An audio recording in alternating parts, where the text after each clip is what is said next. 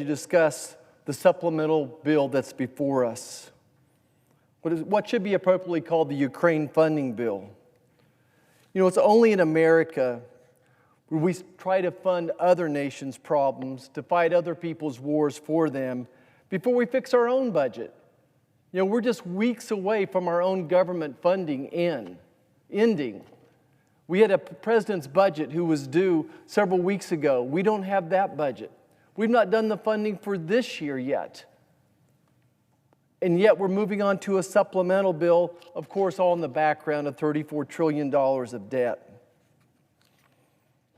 A couple things to point out about this supplemental bill. Stating the obvious, there's no border security in this bill. Nothing to secure our border.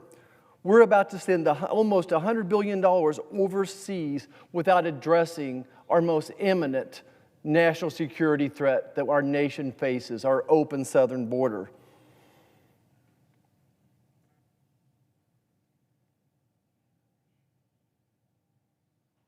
I want to start also by saying this, that I'm unapologetic about being a patriot. A patriot is a person who puts America first.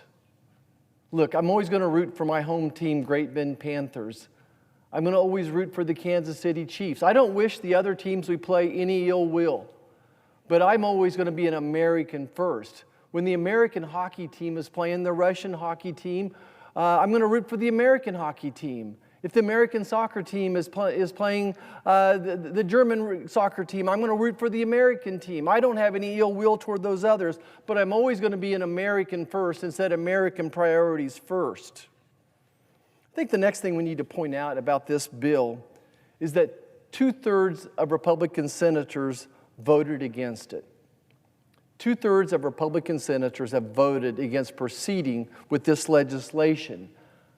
In a Republican-controlled House, I don't see how you're going to find more than 50% or all those Republicans to pass this bill. It just isn't going to happen. As I take a look at these last 4 months up here, I realize that the White House's negotiating on securing the border was actually a charade. They were never serious about it. And of course, it never made sense to the folks back home. Why would we have to beg the President of the United States to secure our own border? Why would we have to negotiate over that? Why would we have to give them Ukraine funding in return for a secure border? It made sense to nobody. I want to take a second and talk about why this is important, why this issue is important. Why are so many of us standing up and fighting against this $95 billion to never-ending wars? I think as you just consider the 300 people that die from fentanyl every day in this country, this is important. The fact that we don't secure our border is going to allow more of that fentanyl into this country. We're seeing just upshots and upshots of human trafficking, sex trafficking going on across our nation. You know, as FBI Director Wray said, he sees warning, blinking lights everywhere he looks for the first time in his career. And why wouldn't we? Why wouldn't we when we have over 10 million people that have crossed our borders illegally in the last 3 years? So I think it's important from a national security standpoint. This is important to secure our nation and to make our families safe again. Then we'll talk a moment about who we're fighting for. You know, this is no longer just our own border issue, but I'm fighting for families back home. Every state is now a border state. Fentanyl poisoning kills a person most every day in the state of Kansas.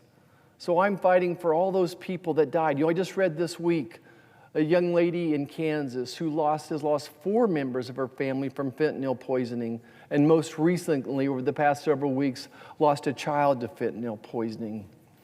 So I'm fighting for all those who have lost a loved one to fentanyl poisoning, and for all those people that are being human trafficked as we speak, are being sex trafficked as we speak as well. So I'm fighting for all those people.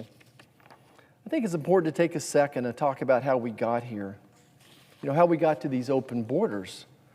You know, this president likes to create a crisis and then he tries to solve it. In this situation, the President of the United States created this open border crisis.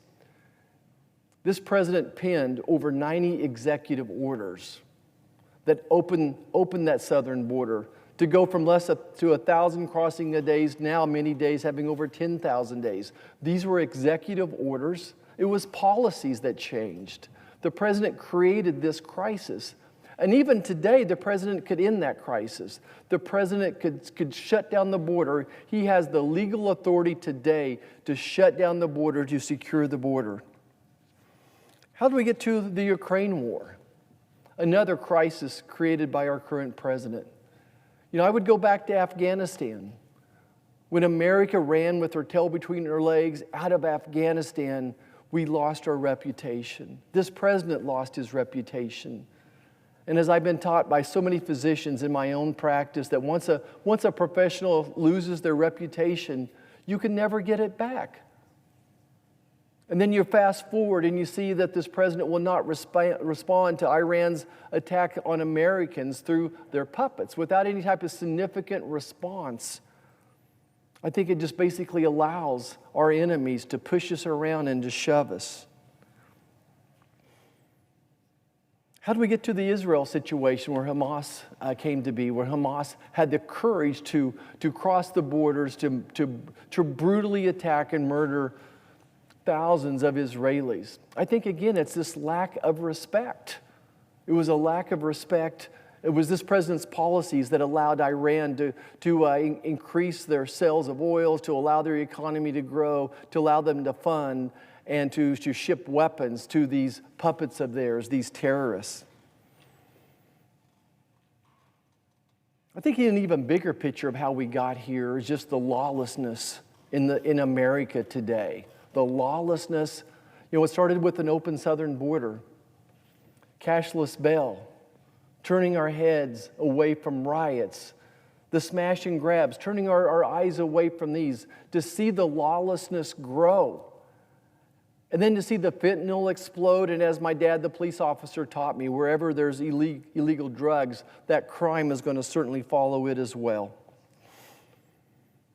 So I think in this backdrop of a lawless America where our constitutional rights are being attacked, and on the world stage, a president that lost his reputation, it allowed Russia to have the courage to attack Ukraine. It allowed Hamas the courage to attack the people of Israel. As I look at the big picture of this legislation, $60 billion for Ukraine, I think what else we could do with that. Do you realize that the entire annual budget of the Marines is only $53 billion? How much more national security could we have if we invested the money in our Marines as opposed to sending this money abroad? We could have built 3 walls on the southern border easily with this amount of money, maybe much more. As leaders, we need to focus on priorities, and I think that's what America is seeing right now. I think they're seeing these 2/3 of Republicans that have voted against proceeding with this supplemental bill. We were folks who put our own national security first, put securing the border first. But up here in D.C., my friends across the aisle, the White House, they continue to put Ukraine funding as their priority. And of course, add to that the complexity of the situation. Each one of these issues, even by themselves, have merits. There's reasons to push them, and there's reasons that you wouldn't do it certain ways. But when you throw them all together, it's next to impossible to solve this Rubik's Cube, if you will. Just seemingly next to impossible.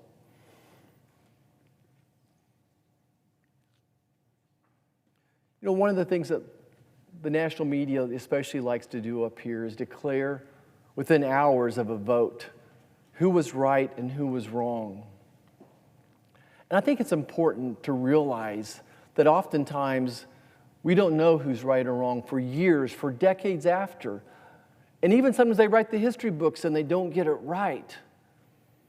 And I certainly have empathy for those who support Ukraine funding right now. And I could be wrong. I could be wrong that this is not the proper time to do it. But what I'm not wrong on is securing the border. That should be the top priority. And once we secure our own border, then let's look abroad and then see what we can do to help with Ukraine as well.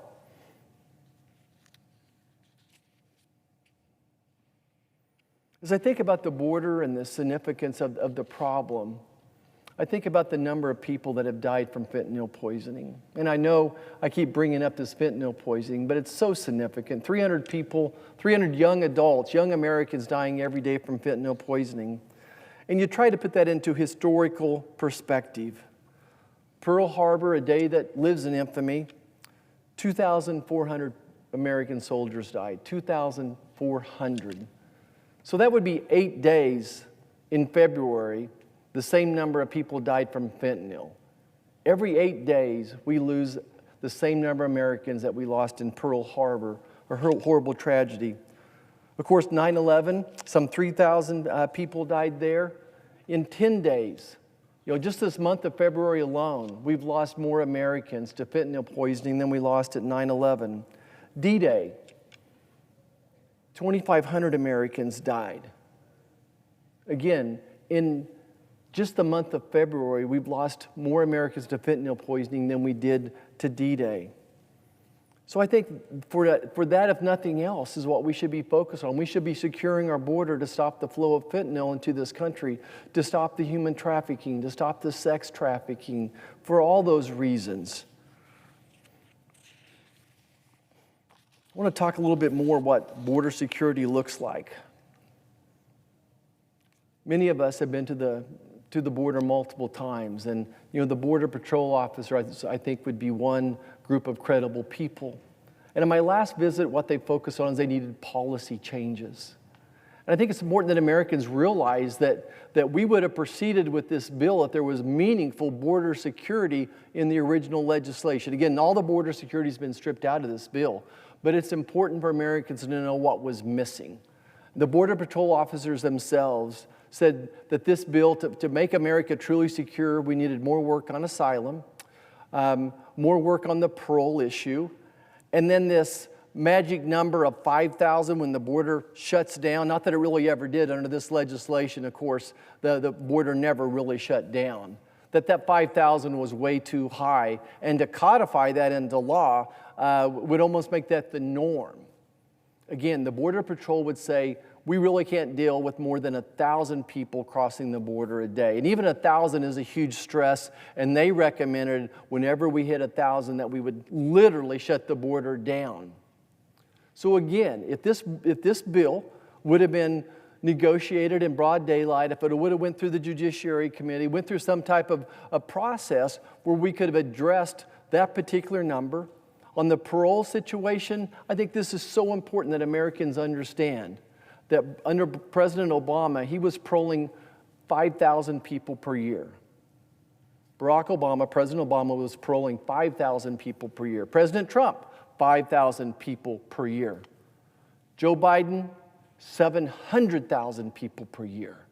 So this president is illegally paroling over 700,000 people per year. Now, what's the magic number that should be? Is it 5,000? Is it 10,000? I think that we in the Republican caucus were willing to negotiate that number. And if there was some extenuating circumstances, then the president could come to this body and say, hey, we need more than that number.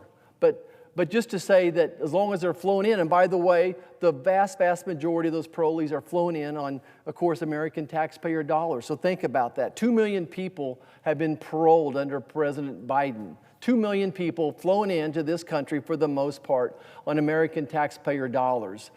Given a work visa, I wonder how that makes my union workers feel. Like 2 million people entering the work pool here willing to work for minimum wage or less. So this bill did not correct the parole situation, that they could continue to come into this country as long as they were flown in. And then the asylum issue.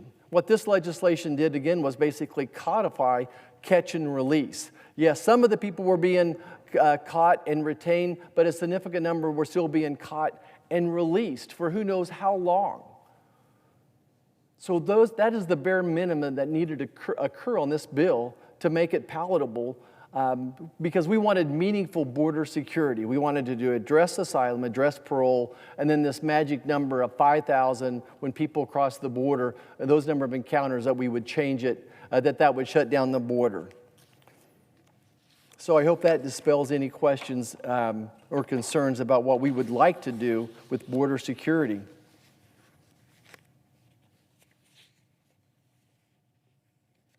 I want to talk about Ukraine for a second, a little bit more as well.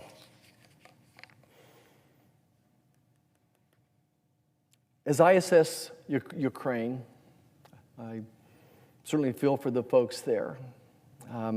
This has been battles for thousands of years over the borders of Ukraine. But where we're at today, I think it's very disingenuous to say that this war is anything but a stalemate. Look, the war front has not moved in over a year's time. It's a quagmire. But meanwhile, 200,000 Ukrainians have died. Maybe twice that number of Russians have died. Probably 1 million casualties with no end in sight. This is a never-ending war. Just like the Afghan war, I'm not sure how long Russia was there, but for years and years, and then America was there for years and years. But just due to the terrain, due to all the circumstances there appears to me to be no end in sight. And anyone who says otherwise, I think, is just not being intellectually honest with themselves or with Americans. I think the focus should be on some type of peace talks right now, not on fueling this fire, not on throwing more gasoline on this fire, not sending them more and more weapons. I think that if there's a will, there's a way. And that if America was leading on some type of a peace talks, I think we could have already been there by now. But one of the challenges we have that with a president who's lost his reputation is trying to slow Putin down. So he's in this for the long haul. He's not going to step down. He's not going to step back when he sees a weak president that we have who is even afraid of Iran.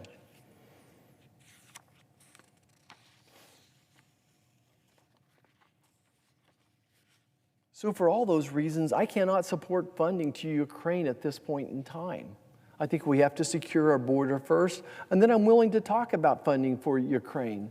But I need to know what's the path to victory? What's our goal here? What does some type of a realistic schedule look like for that war coming to a conclusion? But this legislation before us even promises money for future years. Again, misinformation being passed around by some of my colleagues. So this bill commits future presidents to funding this Ukraine war. And by the way, there's a lot of Americans back home that don't think that this is a good idea at all. Look, I grew up in the Vietnam era. I remember what it was like on my way to my grandparents to drive by the cemetery and see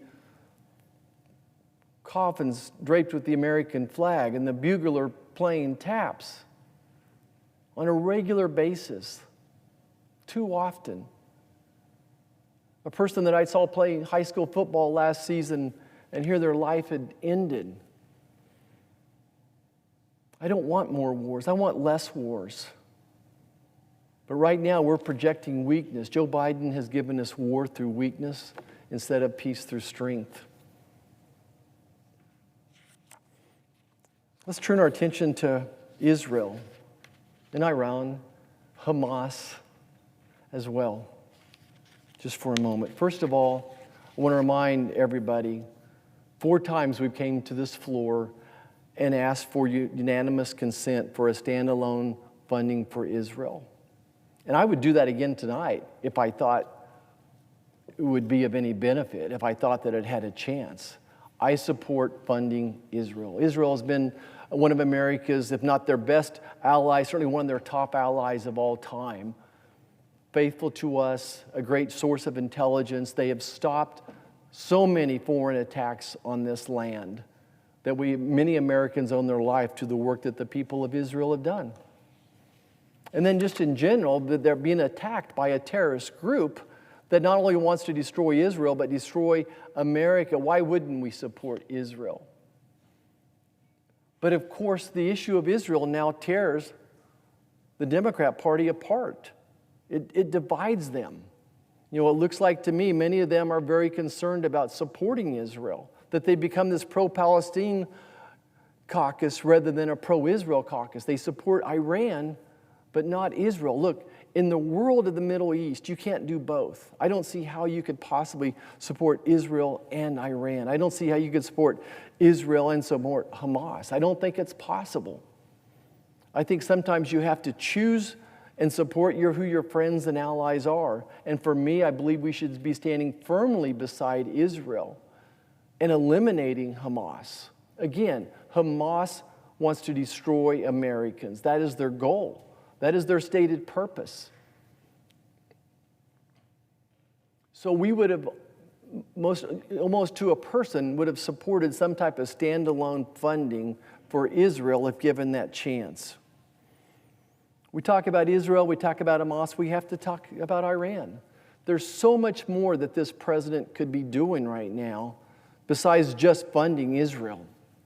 Look, Hamas is the head of the snake. They're the ones that fund, train, support, plan these attacks by these puppets of theirs, these terrorist organizations in so many ways. So what could the president do besides, funding more wars and more battles? I think that there's a military approach, there's an economic approach, and there's a diplomatic approach.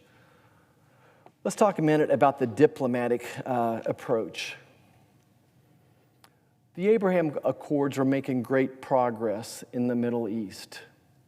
And perhaps one of the most precipitating factor of Hamas attacking Israel was the progress of these Abraham Accords, that Israel was close to working out an agreement with our friends from Saudi Arabia. And if they would have done that, it would have put so much pressure on Iran. Well, basically Hamas attacked October 7th, and now those talks have been cut off. But if somehow, some way, those negotiations, those talks could be rekindled, that would indirectly put a huge amount of pressure on Iran. So there's huge opportunities for a diplomatic approach. Economically, let's talk what we could be doing. Recall, when Joe Biden was sworn in, Iran had about $6 billion of currency left, $6 billion in their treasury. Well, today they've got over $60 billion. Why? Because the sanctions that we had under the Trump administration were lifted. And now Iran is easily selling all this oil. And among other things, they have a fleet of 500 ghost ships. So they take these ships that are owned by foreign countries, they use that foreign flag then to smuggle either Russian oil or Iran oil to people, ignoring the sanctions. We should be punishing not just Iran, but we should also be punishing those countries that lend them their flag, so to speak. What else could we do economically? I think that we could be putting double down on all the previous economic sanctions that we'd placed on them, including bank sanctions. And again, anybody that's doing business with Iran, we could be shutting them down as well. Militarily, what could we do? I think back to what President Reagan did in 1988 when an American warship was attacked. I believe it hit a mine, if I recall properly. And what President Reagan did is he ordered an attack on Iranian oil platforms. And I think we also sunk 3 of their battleships as well. So without going inside of Iran proper, we sent a loud and clear message to Iran. And guess what? It worked. But instead, what the Biden administration has chosen to do are these fairly innocuous attacks on empty sheds, and maybe sometimes there's some old ammunition there. But something more than that needs to be beefed up. We need to shut down Iran ships as they're crossing through the seas as well. Iran launched 3 military satellites recently. We could take out those military satellites. So there's a lot we could do, but this idea of passivity, this idea that if we just watch what Iran is doing and thinking that they're going to stop doing it, doesn't work. Anyone that's faced a bully in 3rd grade out at recess knows being passive never works, that eventually you have to stand up and smack the bully in the nose. Otherwise, he's going to keep pestering you. It's that clear. That's what we should be doing in the Middle East right now, is a military action on Iran, economic and diplomacy as well. You can't look at that in just a little silo. We should be supporting Israel, but all those other things would help Israel significantly as well. There's funding in this legislation for Taiwan. And again, I think if that was standalone, I could support it. I think back to pre-invasion of Ukraine by Russia. We begged the White House to make Ukraine some type of a porcupine, so to speak. That would have been our goal, that we should have been getting all the military aid in there before this all happened, not after. We could have got them A-10s that we were mothballing. Pardon me? I don't know what's going on, Mr. President. I don't know. I can't. Senate will be in order. Would the person in the gallery please sit? Thank you, Mr. President. I didn't know what type of security situation there was there, so we thought we better just pause as well. So, we were talking about Taiwan. I think we could compare Taiwan to where Ukraine was a couple years ago. We begged this administration to arm Ukraine so that they could protect themselves. If we could have gotten those A-10 Warthogs, think how that war would have changed if Ukraine had these A-10 Warthogs as all these Russian supply automobiles were stuck there trying to enter from the north. There's so much more that we could have done. It seems like that this White House has just slow-walked the entire response. So yes, I think many of us agree that we should help arm Taiwan to make them a porcupine. And by the way, they've been a great ally too, a great business partner, seem to be a good player, a country that we greatly respect and want to help protect. But at the end of the day, when you bundle this funding without giving us our own border security, it doesn't make much sense to us. And of course, there's funding in here for humanitarian aid as well. I think to the tune of, goodness, I think it's close to $10 billion for humanitarian aid. This is in addition to what we typically are doing. Would remind everybody that USAID has a budget of over $60 billion a year, that we're all doing much of this humanitarian work already. And of course, our fear, and I don't know how to answer Kansan's thoughts on this when they ask me, how are we going to make sure that that humanitarian aid gets to women and children, the people that really need it, as opposed to, will Hamas intercept it? You know, again, I've made several trips to the Middle East, and what I've seen is corruption. I've seen the terrorist groups grab the humanitarian aid, and it doesn't get to the people that we want it to get there. So I'm not convinced on the humanitarian aid part of this that we would accomplish what our goals truly are. I don't think that this humanitarian aid should be going to support Hamas. I'm all for helping those that need it, but very concerned about where it actually ends up being.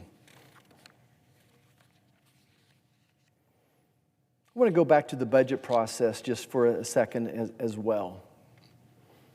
Never been part of an organization that functions quite like this. Most of us have ran businesses before or been on a church board or a school board. You know, typically the fiscal year is going to be starting 4 or 5 months from that. We want our CFOs giving us a budget outline. We want to be presenting those budgets to the board at least 6 weeks before that new year kicks in, and certainly ready to go before the new year starts. This body seldom does a budget. They seem to just fly by the seat of their pants. They do a cost-plus system. Whatever we spent this year, you know, we're immediately talking about adding 5 or 10% to that budget, regardless, as opposed to, I think we should go back to a zero-based budgeting process. I think we should go back exactly the way the budget of the law of 1974 says we should be doing. And then put some teeth on it, that if the president doesn't get his budget here on time, that there's some type of punishment, if you will, for the White House not getting that here on time within the realms of the Constitution. I know there's some certain things we can't do. And I really think the president, a responsible president, could have that budget to us before, months before the fiscal year ends as well. And then I think we should hold the Senate Budget Committee to test and make sure that they get a budget out in time. And then we communicate that with the House and they work on a budget and we go back to this regular order that we've all talked about. And my compliments to the budget or to the Appropriations Committee here in the Senate. I think they've done an incredible job, especially with the time presented to them, to at least giving us something. It's been through subcommittees, it's been through committees. For the most part, large bipartisan support. Would have loved to have had them out here by now. Would have loved to have taken those packages, there's 12 buckets, taken them one at a time and gone through them. And shine a light on the bridges to nowhere. Maybe there's places we need to accentuate, things that we could cut back. In a federal budget of, goodness, I guess we're at $7 trillion a year now. You would think that there'd be some waste, there'd be some programs that we could shut down. As opposed to, again, just this cost-plus system that we do up here. Whatever last year's budget, let's just add 5%. Let's just add 10% as well. And it still amazes me that, again, a $900 billion military budget, we're going to have to go back now and spend even more to fund these never-ending wars overseas as well. So I do think that we need to pay attention to what's going on with our budget process.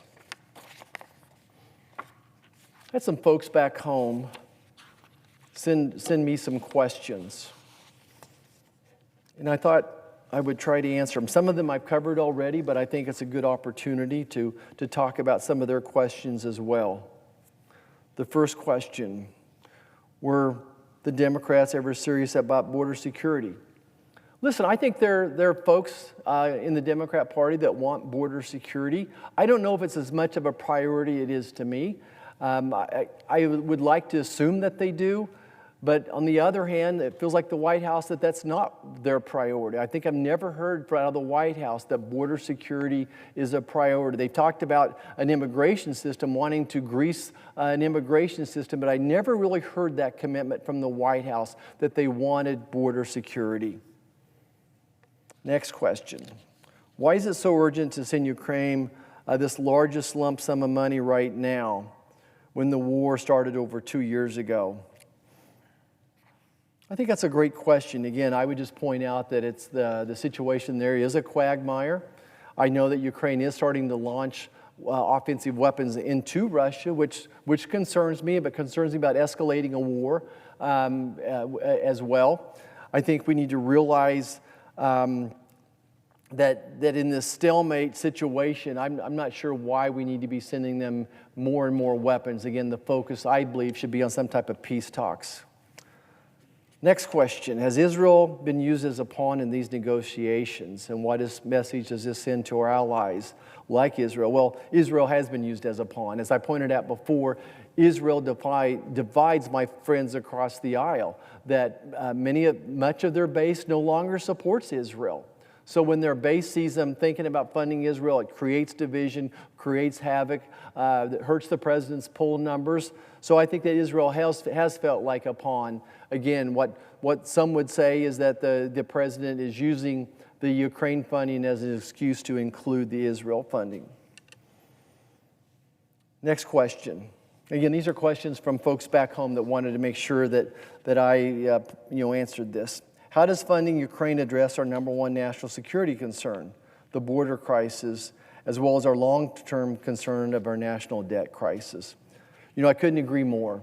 Our number one most immediate threat to our national security is an open southern border. The greatest threat to our long-term national security is our $34 trillion national debt.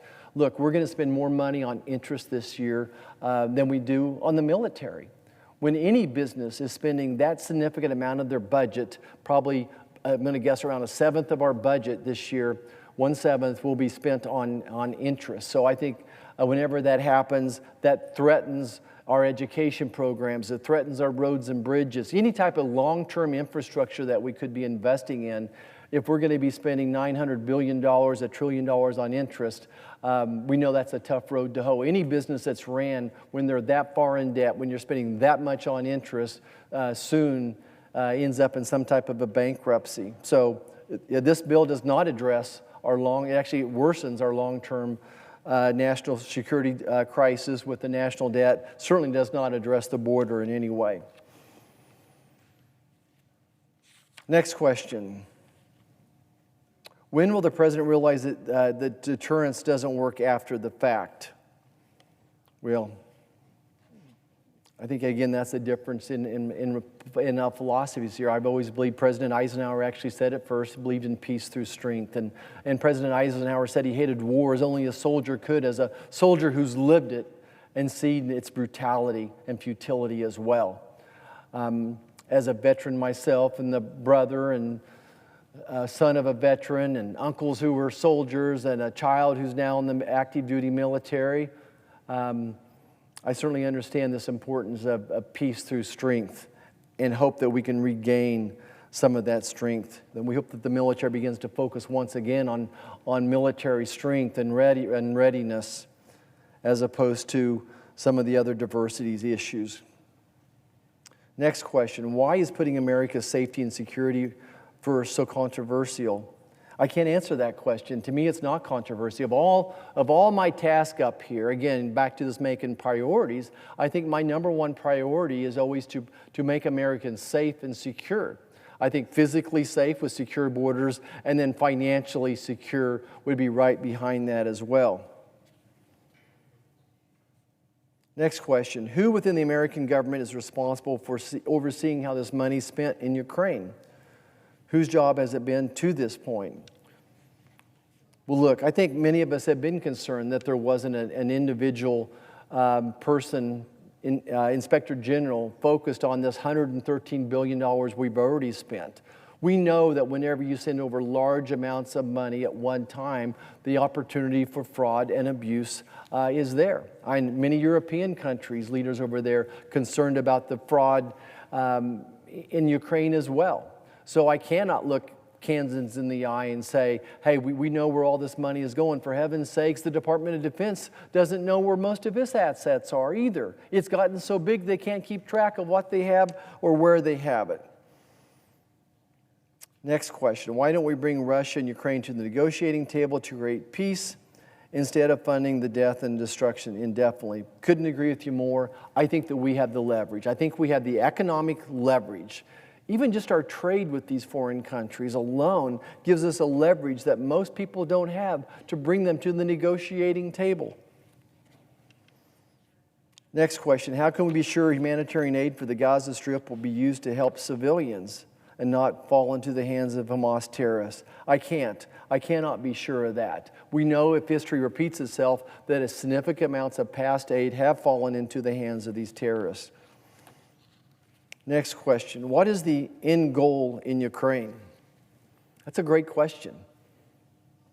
You know, it wasn't too long ago that the Ukrainian leadership was here saying they wanted to go back to pre-Crimea. They want Crimea back, as well as the other territory that Russia has invaded and controls as well. I don't know that that's feasible or not, to think that they're going to get Crimea back. Crimea is so important to Putin. Folks don't realize the challenges that Russia has on getting their oil, getting their crops, their commodities out to a warm water port. Crimea is vitally important to their economy, and of course even militarily as well. So I think that's another great point and another great question as well. You know, what is the end goal in Ukraine? I don't think that America has been given the answer to that. Again, I just think back to Vietnam and being a young child, listening to Walter Cronkite in the nightly news, and my parents asking that same question: what's the goal? What are we trying to do in Vietnam? Where are we going with this? And as we saw, my goodness, the Agent Orange and all just the atrocities that were coming out of Vietnam. Our soldiers were vilified. Americans didn't welcome them back home. It was a horrible time in America. And I think there was never a clear purpose of what the end game was in Vietnam. Let's don't repeat that same mistake. Next, what are we doing to ensure that Europe is doing their part as well? Listen, it's almost impossible for me to understand exactly how much Europe is committed and then actually followed through with. In my humble opinion, they've made some very bravado claims that they're going to do, and I don't think they have adequately followed up on it yet.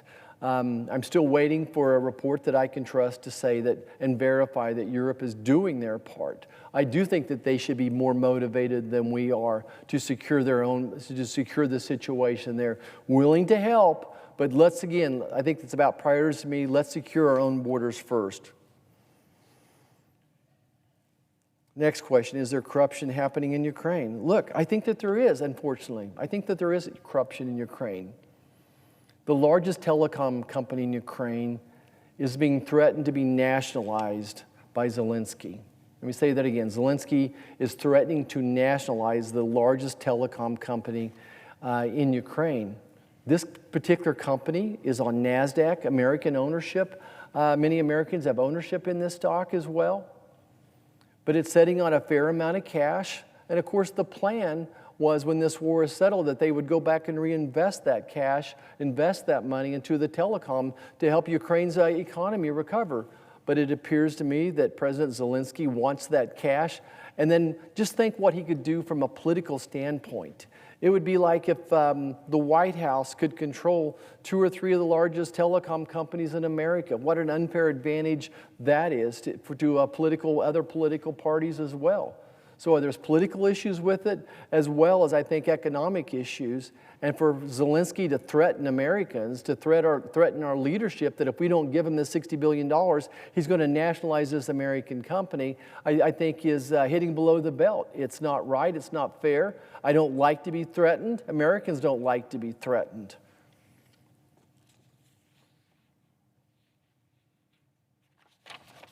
So those are some of the questions that folks back home in Kansas have asked us. I hope we've adequately addressed them. What time I've got left, Mr. President, I think I would talk about being a patriot, what it means to be a patriot. I mean, just ask the folks in the room, are you a patriot, or when did you become a patriot? And maybe if I could, I'd just like to share my moment, my aha moment when I became a patriot. My wife and I got married about 2 weeks before medical school started. Year and a half later, second year medical student, we had our firstborn. Brought her home to a little studio apartment. Took my desk and made a little spot for a crib for her. My wife was going to give up her job to take care of the baby, which I was, was my goal. So grateful for the sacrifices that moms make. And already we were having a rough time making ends meet. So I knew I needed to do something economically. I said, this is no way to take care of a family. And it was one of those moments when I was considering what I needed to do. I thought about my forefathers. My dad had served in the military. My brother had served. Matter of fact, going back to the Civil War, every generation from my family had somebody that served in the military. 4 grandfathers of my grandparents served the Union Army. 3 gave their lives, made the ultimate sacrifice, preserving the Union. My wife had an uncle who served in World War I, suffered from nerve gas exposure in the Argonne Forest. 2 of my dad's uncles were part of the D-Day invasion. My dad served, my brother served, and now I served, and my son served. Anyway, in that moment, I said, this is what I need to do. I need to join the military. Rather than borrow money, I've always wanted to, check that box as well. So my wife and I signed up, and officer's basic training was in Fort Belvoir, Virginia, just, I would suppose, 30 minutes from where we're standing today. Now, most people don't take their wife and their newborn with them to basic training, but we decided to do that. And even though my wife stayed in a different place than I did, we were so glad that she got to come. Every spare moment that we had, though, we enriched ourselves in the many cultural opportunities that the nation's capital gives us. We spent a day at Monticello. We spent a day at Mount Vernon. We spent a day going through the National History Museum. spending days on end at all the different Smithsonians, on the nation's mall, sucking up the history, the nectar of life from this great country, stopping at each one of the monuments and reading and learning and going on tours about the sacrifices that our forefathers, our founding fathers, had done for all of us. Now, as a pre-med student, biochemistry and nuclear engineering, I didn't get to spend much time in history, so it was truly a great awakening for me. But sometime in that process of that summer, between taking an oath to defend the Constitution and learning all of this information about our nation's history, I became a real patriot, dedicating myself to make sure that I leave it better, leave this country better for the next generation. And as I look at legislation like this, complicated legislation, my goodness, it's trying to do something in Ukraine, something in Israel, in Taiwan, and humanitarian efforts. And to think that we've left behind this opportunity to secure a border, it's very troubling to me. Horribly troubling to me that we've squandered this once-in-a-generation opportunity to fix this problem. And that's why I was unwilling to go forward. I wanted to go back and let's work on this border security issue until we get it right. And then we could move on to this. But that opportunity was not afforded us, and here we are today. But as a patriot, I stand before you, I stand before the people of America saying the right thing to do would be to secure our border first. There's going to be those who today and tomorrow judge us and say that I'm in the wrong. But it'll take decades. It's going to take decades for history to figure out who was right here and who was wrong here. And as I've said before, I may be wrong on Ukraine, but I'm darn secure, darn confident that securing the border should be our top priority right now. It's our number one, most immediate threat to our national security. So as this debate concludes, it's with an ill heart that I'll go home, having lost this battle. And Americans are not going to understand that. But they are going to hold people accountable. Americans are going to hold people accountable that chose to move on from border security and fund foreign nations before we took care of our own homes. Mr. President, I can promise you that I'm going to always be a patriot first. Mr. President, I reserve the remainder of my time. Thank you.